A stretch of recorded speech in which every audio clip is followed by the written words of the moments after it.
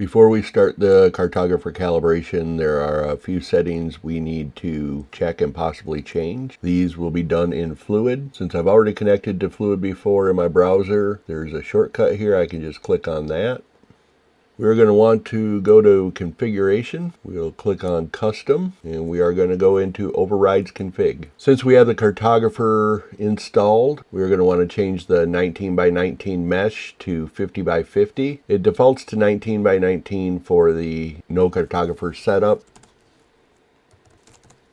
So that's 50 by 50. The Carto Touch Calibrate Start. The default is 500, and I would suggest that you start with your touch calibration with it at 500 just so you can see how it works and understand what it's doing. Once you have some experience with it, if you are using the plate selector setup for calibrations, you can change this to 2000 and it will change the start frequency to 2000 instead of starting at 500. On my printers, it seems like the frequency gets up into the 1800 to 2200 range during the touch calibrations. Sometimes when it's finding a lower value that it finds acceptable, it may vary a little bit. So I've set mine at 2000, but once again, I would suggest you play with it at 500 first and figure out how it works. Do multiple touch calibrations and watch how it calibrates with the numbers. Max noisy samples, the default setting is 2. What that means is it will try and do multiple sets of 10 touches. As it goes through those 10 touches, it looks for 3 readings that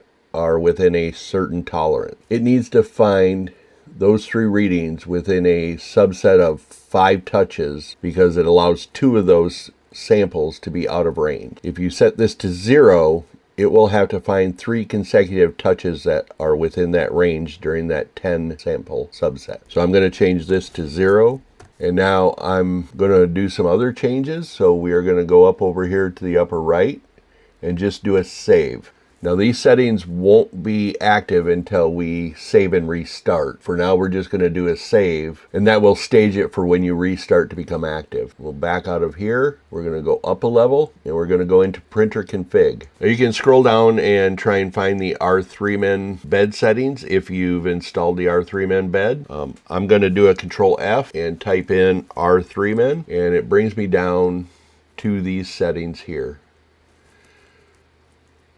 So it does have the settings in there. It changed the sensor type to R3min bed, which we set up right above it. One thing it does add, which R3min recommends, is that the max power be set at 0.8 or 80% if you are running 110 power. This will help reduce the amp load depending on your circuitry. If it's set to 100%, you may start tripping breakers off of that circuit. So I've checked mine and I'm actually able to run it at 100% without having any issues. So I'm actually going to go back through here and undo that variable. Now, without the variable there, it will actually run at 100%. The other thing you can do is you can add a hashtag in front of it. It turns green, which means it's remarked out and it will not use that setting. Same thing that was done up here. This is the stock thermistor that was remarked out, and then it was changed to R3min bed. So if you want to keep the history and know what it was so you don't forget,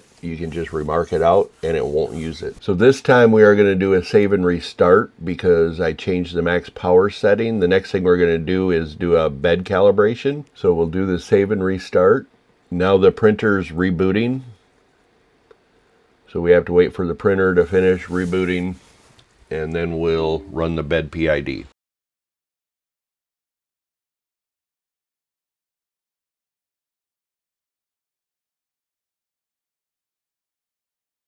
The printer is finished rebooting, so we are going to go back to the home screen.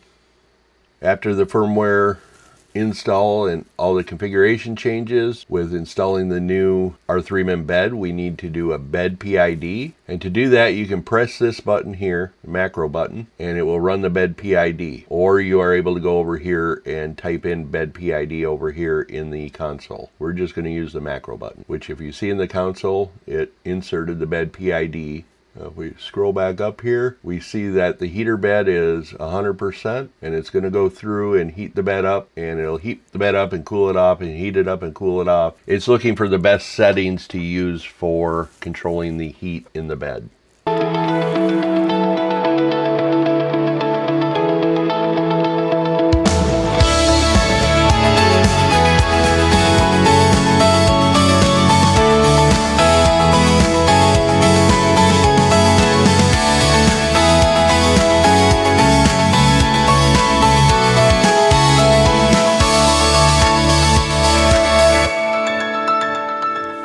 So we can see here that the bed PID went through multiple heating and cooling cycles to get the best values. And then you see it dropped off here. That means it actually ran a save config when it was done to save the values to the bottom of the printer.cfg. If we scroll to where the bed PID was run afterwards, it says the save config command will update the printer config file with these parameters and restart the printer. So it has done that on its own. So now we will power cycle the printer. After a save config, you want to power cycle the printer to make sure that it homes correctly. Anytime a save config is done, you should always turn the power switch off and turn it back on. And once we do that, we will be ready to start the calibration for the cartographer.